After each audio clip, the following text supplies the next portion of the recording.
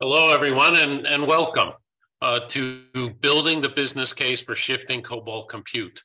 I'm going to be walking you through a number of different things on why a business case is critical in any sort of application modernization exercise, the key elements of a solid business case, some information around CloudFrame products on how they intertwine with our business case development tools, namely our business case calculator. And hopefully we'll be getting questions and being able to respond to those to you during this webinar. The why and the what. We've been doing this for quite a number of years, and a lot of us at CloudFrame have been doing this for even a number of decades. A business case, in our mind, is critical to the success of any modernization exercise.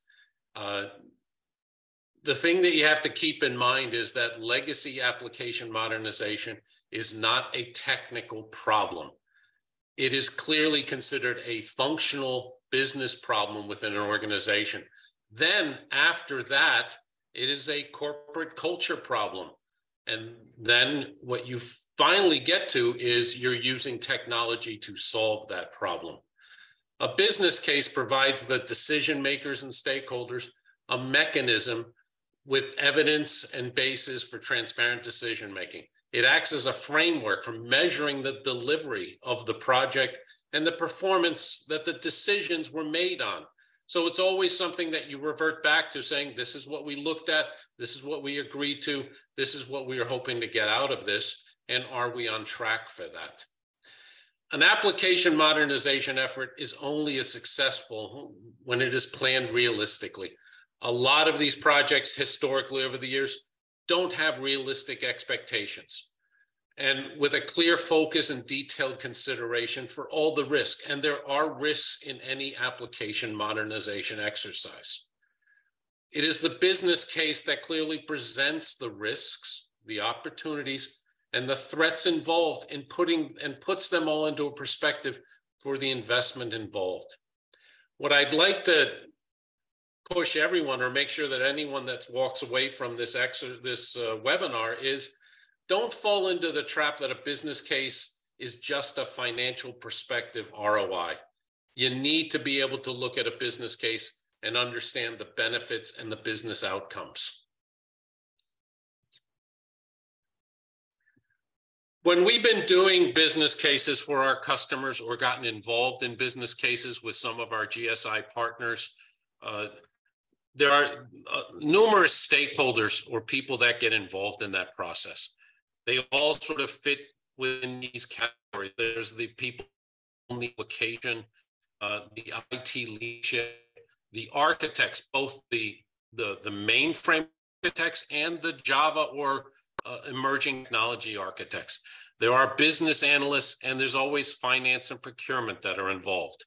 Every one of them have a role in a business case development. Every one of them looks at the problem differently and wants to attack it from a different perspective. And the objective of the business case is, how do I present the data to them that allows them to look at it, interpret it, but equally important, understand the other people's perspectives and how those things play together.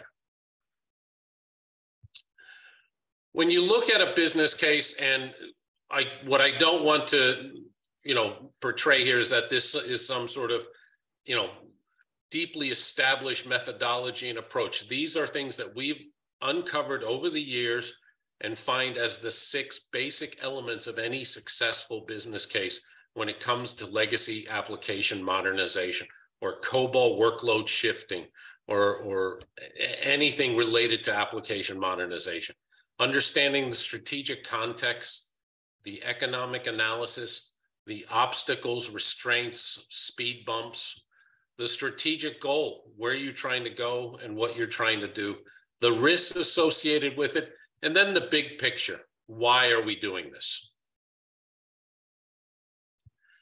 So if you look at the strategic context for application modernization, I want you to envision a 3-sided triangle. And I know you pundits in the group are going to tell me that every triangle has 3 sides. but work with me here. This triangle, and the reason I use that is that depending on which you're giving more weight to changes the shape of that triangle.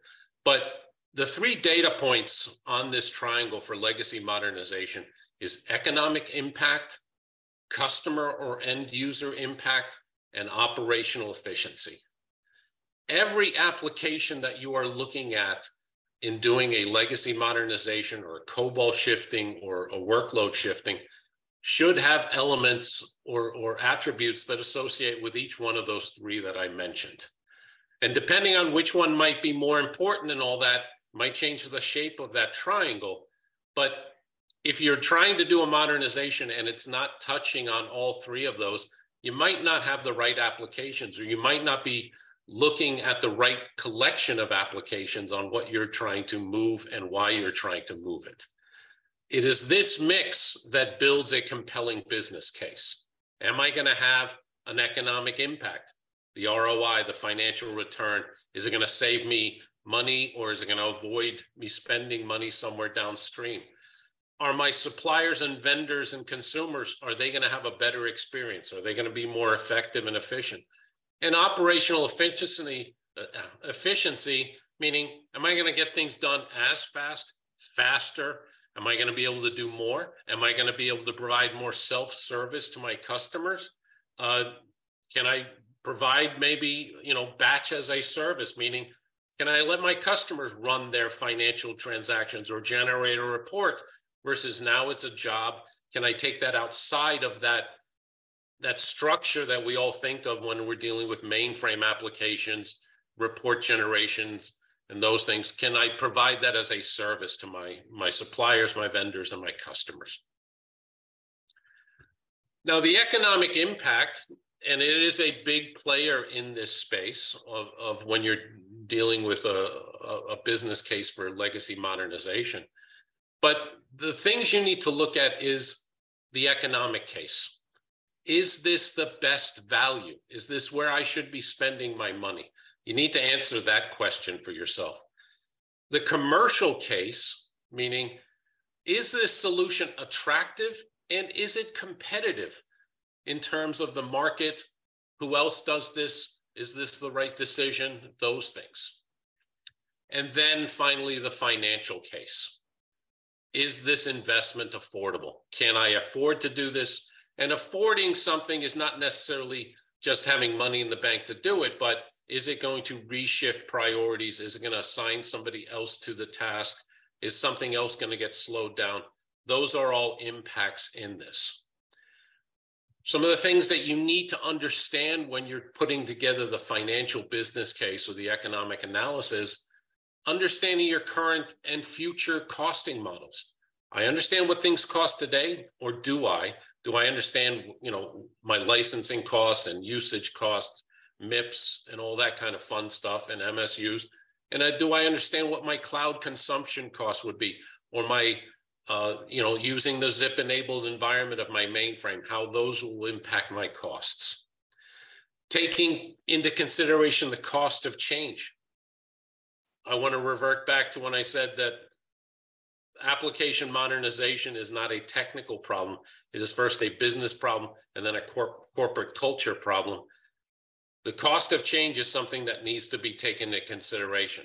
Are people going to be doing things differently? Do they need to think differently, process differently? Does my process that I'm trying to roll out to, will I have a point of no return? Am I going to be able to go backwards in case this isn't working for us, or something changes in my budget, or something changes on how I'm doing things, and I need to stop? Have I just thrown away money, or can I stop and go back? What is my risk associated with those things? Have I taken into consideration the cost of labor, the cost of my current and future infrastructure? One of the big things to always take into consideration, and what we spend a fair bit of time with our customers on, is current licensing agreement, renewals, upgrades. When are those impacting? How can making a change now impact how you're going to be negotiating going forwards? And also, your internal costing models is critical to understand. We go into a lot of organizations where they're sort of running that last man standing model where, that one application that is left is bearing all the cost of that mainframe environment. And what that generally happens when we run across that is that that organization ends up having to change its costing model, because that's a huge burden and can often make change impractical from a financial perspective, but it is truly practical from a business perspective. Some of the things that you also want to look at, and I'd raise the obstacles and constraints, and there's always going to be obstacles and constraints in doing an application modernization. And again, in the framework of a business case, these things all need to be represented, because as I said, you go back to those stakeholders in that beginning slide, you need to be able to convey to them the information that's critical and how, and in a way that they understand why is missing source code an important thing. Why is lack of documentation, or we don't know how this system works, we just know it works, so we never change anything, it just continues to work. And I say that, and some of you, I am assuming, are doing the virtual Zoom nodding of your head saying, yeah, we have some of that. And how do I represent that in a business case? But it is a critical component in making a decision. How are these applications intertwined, coexisting, integrating, or interfacing? Do I have interface points with my suppliers or vendors? Have I built in, web portals or some sort of scraping into my back-end systems that if I change, is that going to impact something downstream? So all those elements are really your modernization obstacles and constraints, and you need to be able to put those together in your business case. Resources and infrastructure, both target and source, and regulatory compliance. We've run into this in a lot of the state and local federal governments that we are working with in our GSIs. And this is important, from testing, validation, verification. How am I smoothly running and working those things? Your strategic goals are, and probably the easiest way to phrase this and put it into a box is, are the applications in question, are they revenue generating applications, or are they back office applications? Meaning, do they keep the lights on and keep things moving, or are they customer facing and generating revenue for the organization? And, we've all heard about different disposition strategies. How should I modernize? Where should I modernize? Should I replace it? Should I rewrite it? Should I just buy another package for it? Those are things that come into your strategic goals, and it almost has to be broken down at an application level perspective. What am I going to do with this? What am I looking to do with this application in the future? If I enhance this somewhat, is that going to improve my competitive stance in the market? Or if I allow it just to stay the way it is, stay where it is, do what it's doing, does it move the needle? And those factors are considerations you need to put into your business case on determining, is this the right application, or what's the right disposition that I should take with this application? And there is no one solution in a major modernization exercise. Now, risk. This one is it's hard and it's easy to understand in a lot of perspectives, but the biggest risk that I've ever run across when I'm talking to customers and industry analysts and GSIs is getting started or doing nothing. And there is a risk in doing nothing. There is a strategic decision in deciding to do nothing or just stay where I am. And I don't want to make it as grim and dire as I'm either thriving or dying, but if you're not changing, you're not adapting, you're not being flexible, you're probably closer to the dying stage of things than the thriving stage of things. And, I don't know if this is a real word, but returning on not investing, one should look at the financial considerations of doing nothing. And those are ones that you need to look at from an intangible perspective. Is my competition doing something? Are they changing? Are they adapting? Are they stealing customers from me? And how do I address that? There's always technical unknowns and having a process to be able to adapt to those. One of the things I've come to learn in over 30 years of application modernization is there's always some skeletons in the closet that come jumping out at you and saying, oh, by the way, we have these things, or this is critical to move and nobody knew it was there. It's how you adapt to those things and how you expect that from the beginning there will be surprises and how you plan around that. Access to resources, the ability to execute, and what is the impact to my organization or to my department within a larger organization if I don't change, if I'm left behind? And these are all risks and components of that risk that should be brought into your business case. Now, the big picture is, where do I want to be in the future? What am I looking to get to? You always need to have a target state. And how you get there might be incremental. It might be one big, long push, or it might be a combination of those things depending on your application. But you always need to have that sort of target in mind of where you want to go. But there's certain fundamental things that you want to make sure that when you get there, you didn't bring along with a lot of that baggage that you were trying to get away from. And that's why the strategic picture, the portfolio, is like, what are the best practices? What are the guidelines? What are the principles I want to be adhering to?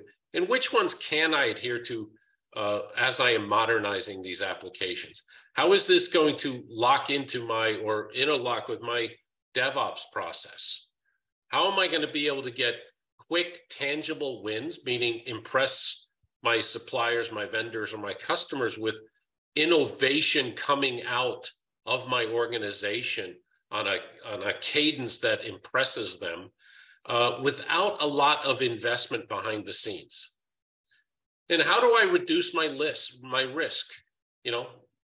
How do I avoid data changes? How do I avoid any of the things that can happen in a modernization exercise? And you want to be able to make sure that you are aligning to your strategic business outcomes. In the beginning of this exercise, when you're building the business case, you've defined your business outcomes. This is where I want to get to.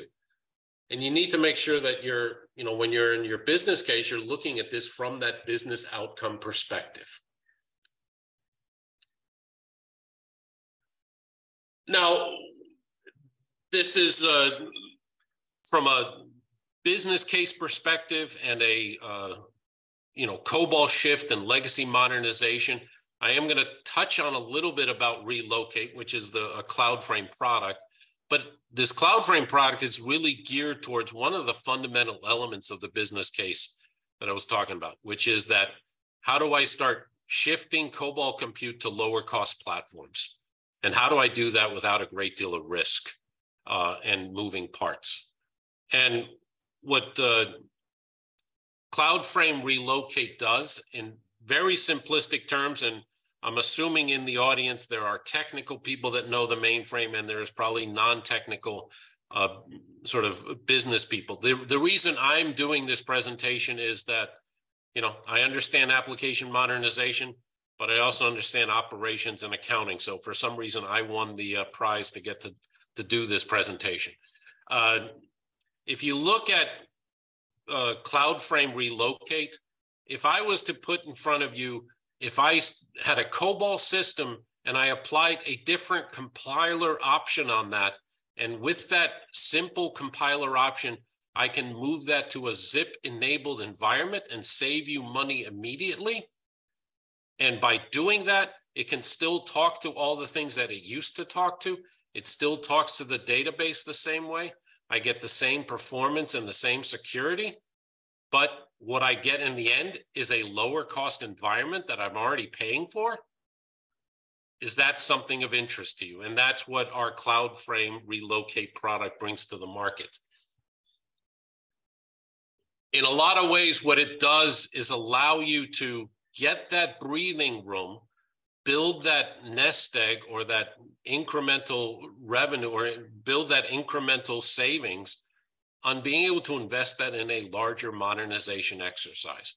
And when I say a larger modernization exercise, is maybe I have certain applications I want to move off the mainframe, or I have certain applications I want to modernize differently, or maybe go to a third-party product. This is how I can start building that funding for that. Incremental modernization, self-funding modernization is based on what CloudFrame Relocate can bring to the table. Now, this is the audience participation exercise.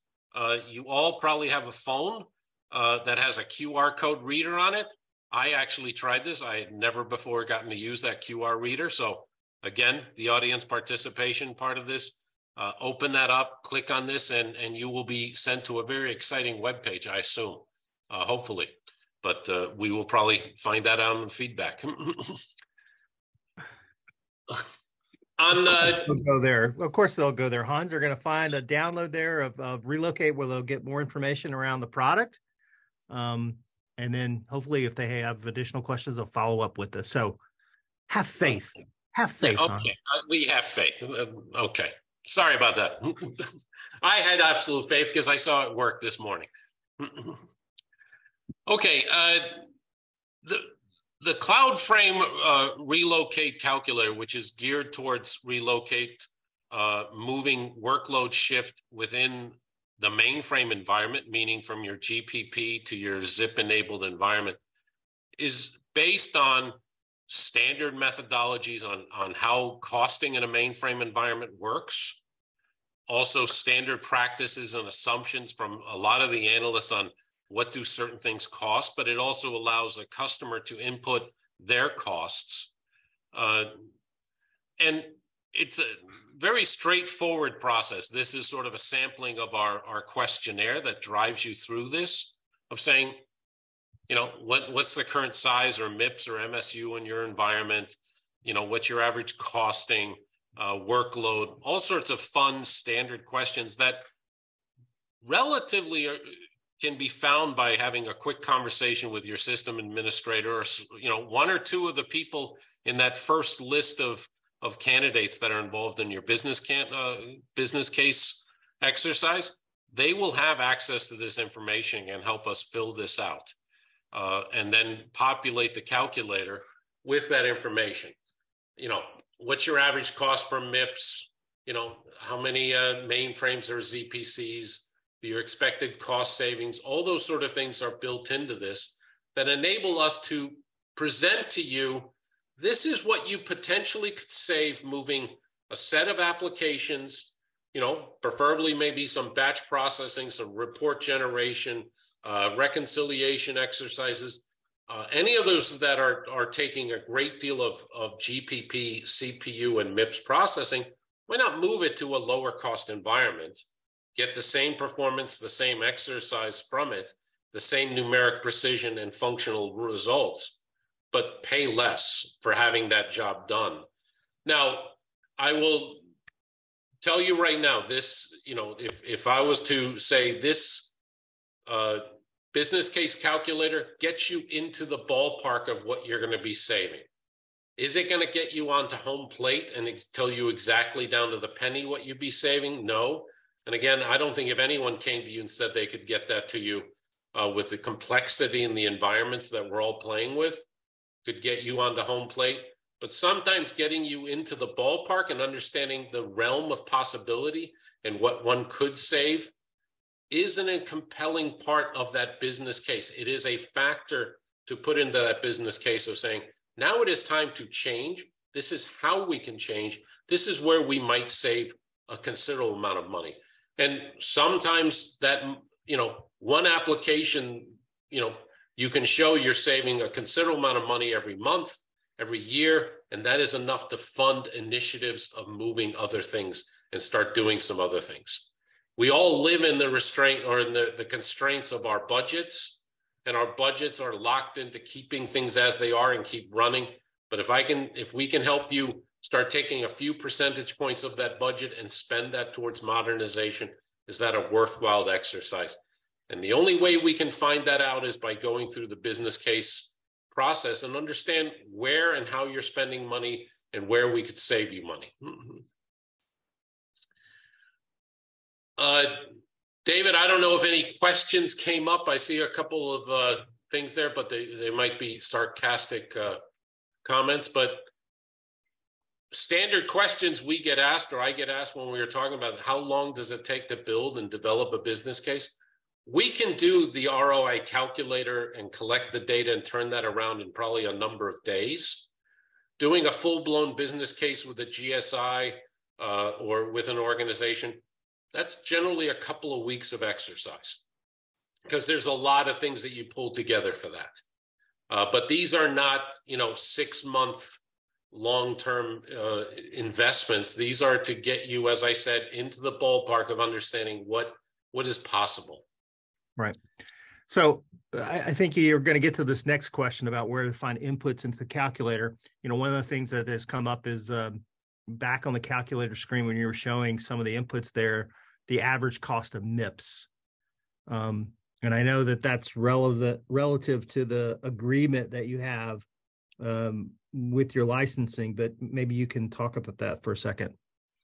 Yeah, depending on your licensing model, and the calculator will deal with if you're doing like a 4-hour rolling average, if you're dealing with peak costing, if you have other arrangements with IBM or any of your vendors in regards to that, we can incorporate those factors into it.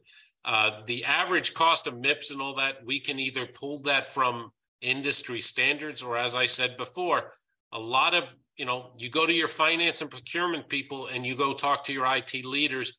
Between the two of them, they will generally have that number and understand what those numbers are. Sometimes we need to sort of show them how to find that number, and we will walk through that with them. So the business case, the way that we've envisioned it and using the calculator piece is very collaborative. Is that the way that you would describe it? Yes, it is an interactive, collaborative session because sometimes the data isn't there.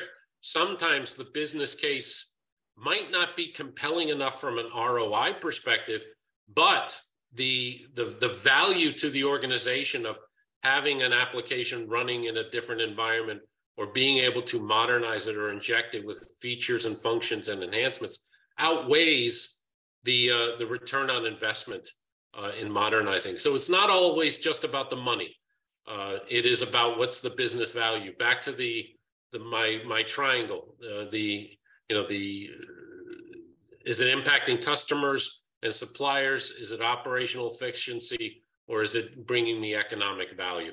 And you might have a different shaped triangle, but there's still value in moving forwards. Right. Okay.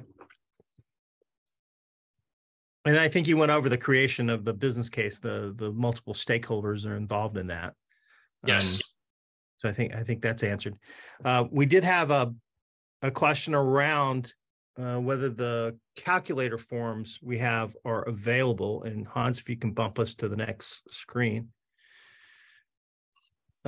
This will take you to a landing page where you can register for a consultation.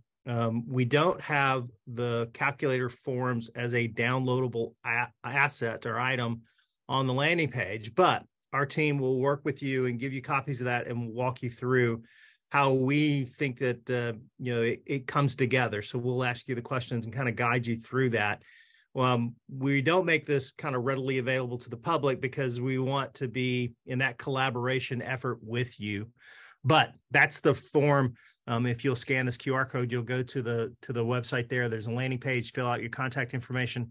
We'll follow up and we'll make sure that you're teamed up with one of our members, and they'll help you walk through some of that calculator information, gathering it and looking at the pieces of it.